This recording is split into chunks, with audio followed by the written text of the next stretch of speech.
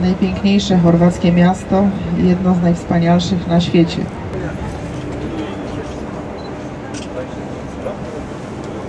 Rocznie przybywa tutaj ponad 1 000 000 turystów. To jest właśnie ten most z roku 2000. No zobaczcie, na lewo idzie na lewo ta zatoka, kiedyś tu trzeba wszystko objeżdżać. Ten to jest mały, ten środkowy jest, tamten jest potężny. Ten jest potężny. To jest firma Costa. Te stawki różnią się drugą nazwą.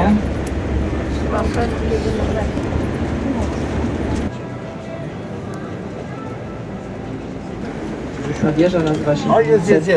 Ona jest takim wysokim punktem. Stąd są super widoki na całe stare. Robicie fajne zdjęcia, potem będziemy chodzić murami dookoła.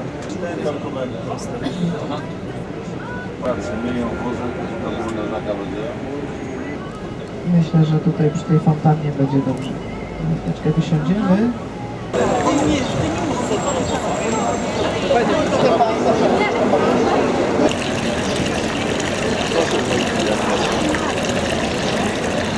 Ona nazywa się Lovrijenac, pochodzi z XIV wieku. Nad główną bramą wchodzącą do tej twierdzy widnieje łaciński napis motto Dubrownika. Wolności nie sprzedaje się za żadne złoto świata. U góry Państwo widzą niszę, w środku jest rzeźba.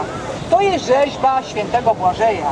Święty Błażej od X wieku jest patronem Dubrownika, ponieważ przyśnił się jednemu duchownemu w nocy i we śnie ostrzegł od napadu ze strony Wenecji. Dubrowniczanie przygotowali się do napadu, odparli napad i od tamtej pory jest patronem Dubrownika. To wzniesienie nazywa się Syrć. Ma 412 metrów wysokości. Na samej górze jest forteca, Fort Imperial, pozostałość po Napoleonie.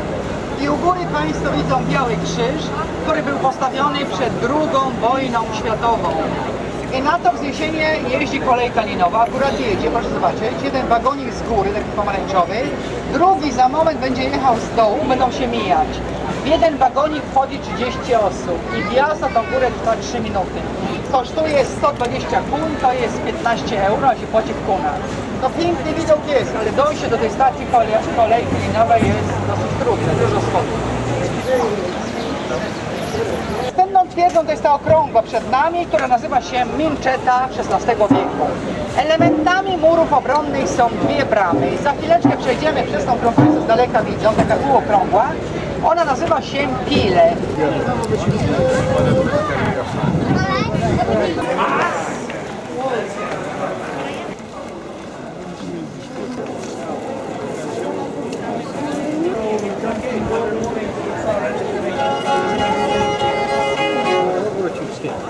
Za mną, która była bardzo ważną ulicą dla Dubrownika.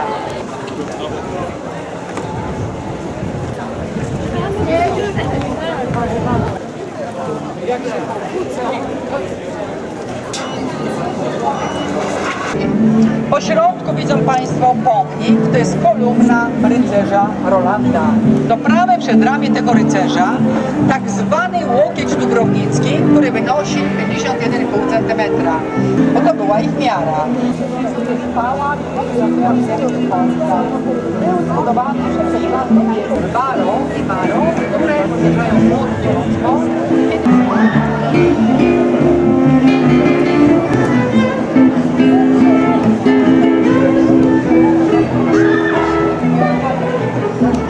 Oni nauczyli te papugi kraść. Proszę uważać, kobiecie posadzą jedną papugę na jednym ramieniu, drugą na drugim. Kobieta się nie spostrzegnie, nie ma albo kolczyka, albo łańcuszka. Także proszę uważać.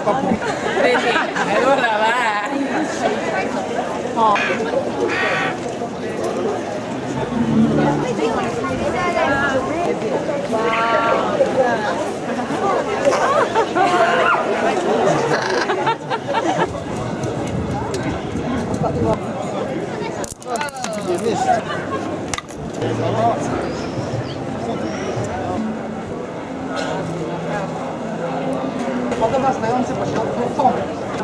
Iwan Gundulić w XVII wieku.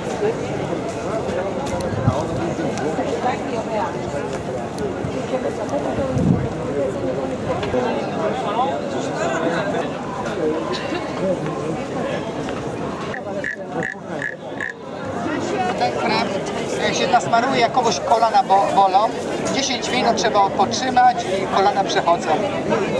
Ten pałac w tym XV wieku miał burzliwą historię, ponieważ była 2 razy eksplozja prochu pszeniczego i również był uszkodzony w tym trzęsieniu ziemi, które było w XV wieku.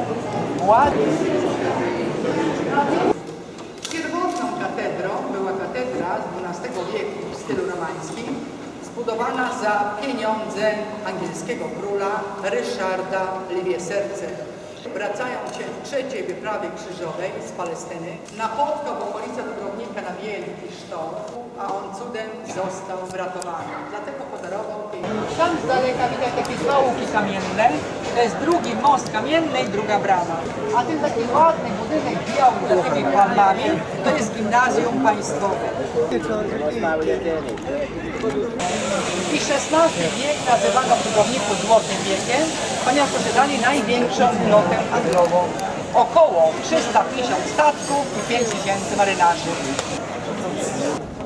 One czekają na rybki. Łowi rybki.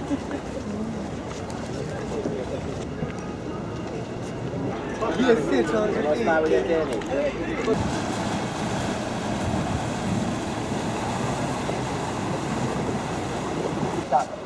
A ta zielona wyspa z daleka, co Państwo widzą, nazywa się Lokrum i ona jest według legendy przeklętą wyspą. Na niej znajduje się były klasztor benedyktyński z XII wieku. Na tej wyspie mieszkali benedyktyni, których było 13. I po benedyktynach ta wyspa zmieniła mnóstwo właścicieli.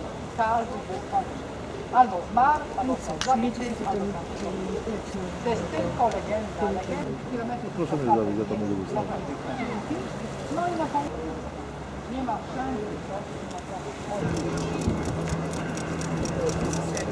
Bilo ih je i s novim. Eno ti neki dan sam išao